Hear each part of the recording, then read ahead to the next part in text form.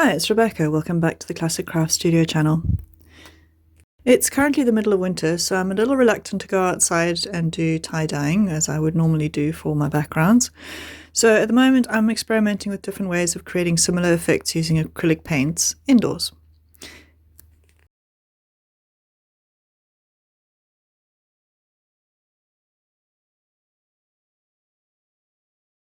So the previous abstract that I did, which was last week, I used acrylic paint in spray bottles. A link to this project is above.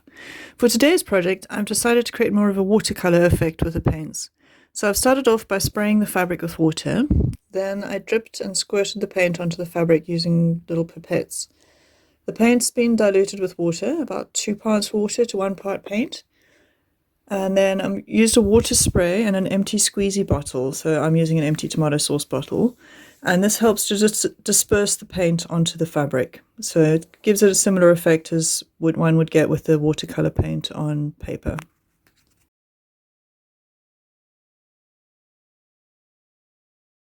Remember, it's really important to pre-wash your fabric on a short wash cycle with no soap.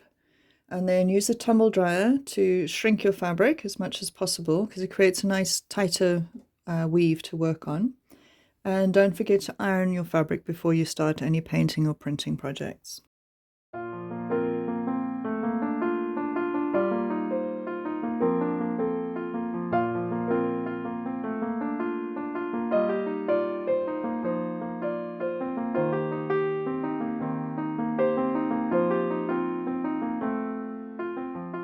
So once I was done applying the paint, I placed a few sheets of roller towel under the fabric while it was drying so that I could dry it flat.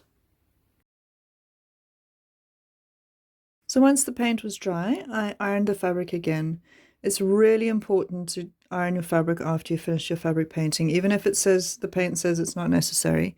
You'll find that because acrylic paint is made out of microparticles of plastic, so if you iron it, it sinks into the fabric more, which makes it more color fast over time and also makes it a much nicer surface to stitch and do your felting on. Okay, so this is what it ended up looking like. The colors faded quite nicely because they were quite bright before. Not that I've got anything against bright colors, but the black thread does definitely show up against slightly more muted colors. So as you can see, there's like the purple has made almost a kind of like, I think I'm going to do like an alien flower on this one. Go with an abstract flower thing today. We'll see how that works. And I'm using I've just pinned on a bit of stitch and tear onto the back of this one as support, so I don't need to use a embroidery hoop.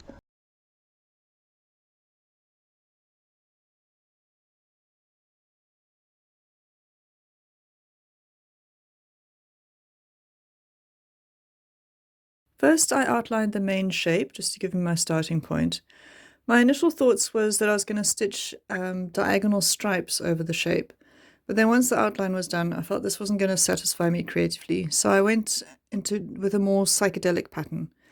This is actually one of my favorite abstract design patterns to stitch. It's very relaxing once you get into it, and it kind of forms itself without me having to think too much about it.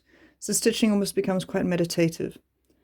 I've decided to leave the darkest parts of the purple unstitched, so it looks kind of like this is the top or the flower part of this alien fungus plant thing that I'm stitching. All in all, this was an excellent project for a rainy afternoon.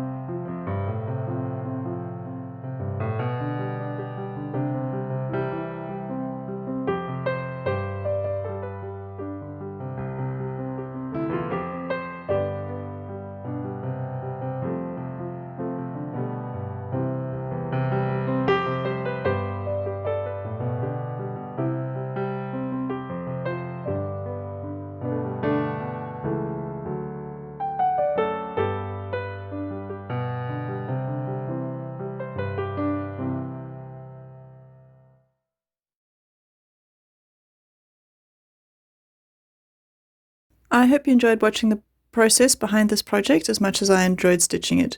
If you have any questions or comments regarding the project, please use the comments section below. And of course, please don't forget to like and subscribe. Thanks so much for watching. Bye for now.